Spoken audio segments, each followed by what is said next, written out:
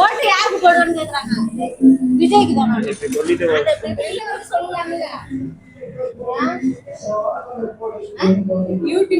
யூடியூப்ல தான் வரும், டிவிலாம் வராது.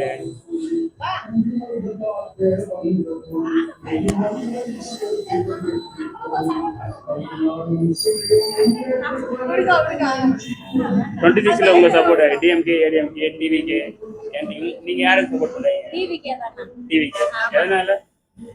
அவர் வந்தா நல்லா இருக்கும்னு இப்போ நினைக்கிறோம். இந்த பாப்போம். அவர் வந்தா எப்படின்னு பார்த்துட்டு அதுக்கப்புறம் கண்டிப்பா அவர் இதுக்கு முன்னாடி யாரு? இதுக்கு முன்னாடி ஃபர்ஸ்ட் டைம் இல்ல இல்ல இதுக்கு முன்னாடி இவனுக்கு சீமானுக்கு இந்த டைம். ஆமா நான் வந்துங்க திமுக தாங்க கட்சியில. இதுக்கப்புறம் என்ன ஆகுதுன்னு தெரியாது. ஏன்னா பசங்களுக்கு வந்து வேலை வாய்ப்புகள் இல்லை. ஓட்டுலாம் நாங்கள் போட்டுருவோம், பசங்களுக்கு வேலை வாய்ப்பு இல்லை. அந்த ஓசு கொடுத்துலாம் பிரயோஜனம் இல்லை. ஓசு கொடுத்து பிரயோஜனம் இல்லையா ஒழிய விலைவாசி ஏறுது. அப்புறம் வியாபாரம் சொல்கிறோம்ல, அப்புறம் விலைவாசி ஏறுது. ஓசு 10 ரூபா கொடுக்குற, 1000 ரூபா விலைவாசி ஏறுது. அவன் என்ன, டெல்லி சர்க்கார் என்ன செய்கிறான், இது பேங்க்ல வந்து லோனை கொடுக்குறான்னு சொல்லிட்டு வட்டி ஏற்றுறான். வட்டியை தான் இன்னைக்கு ஏற்றிருக்கான். அதுங்களா அவனை பொறிக்கடிச்சு திங்கிறதுக்கு அவனை பார்க்குறான்.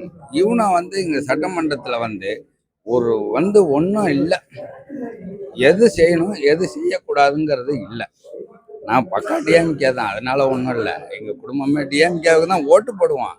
ஆனால் அவனால் 10 பைசா எங்களுக்கு ஆதாயம் இல்லை. பசங்களுக்கு வேலை வாய்ப்பு இருந்தால் நல்லா இருக்கும். பசங்களுக்கு ஏமோனும் படிச்சுட்டு தான் சுற்றுறான். பசங்களுக்கு வேலை வாய்ப்பு கொடுக்கணும். அதுதான் படிக்க வச்சு பள்ளிக்கூடம் திறந்து பிரயோஜனம் இல்லை. பள்ளிக்கூடம் திறந்து மூளைக்கு மூளை பள்ளிக்கூடம் திறந்து பிரயோஜனமே இல்லை. அவனோ கஞ்சா விற்கிறானோ, திருட்டுத்தனம் பண்ணுறானோ, அவ்வளோதான். வேலை வாய்ப்பு இல்லாததுனால திருட்டுத்தனம் பண்ணுறானோ. வேலை வாய்ப்பு கொடுத்தோம்னா செய்யும், அவ்வளோதான். நான் வந்து டிஎம்கேவுக்கு தான் ஓட்டு போடுவேன். அதுதான் நான் வேற மாற்ற முடியாது.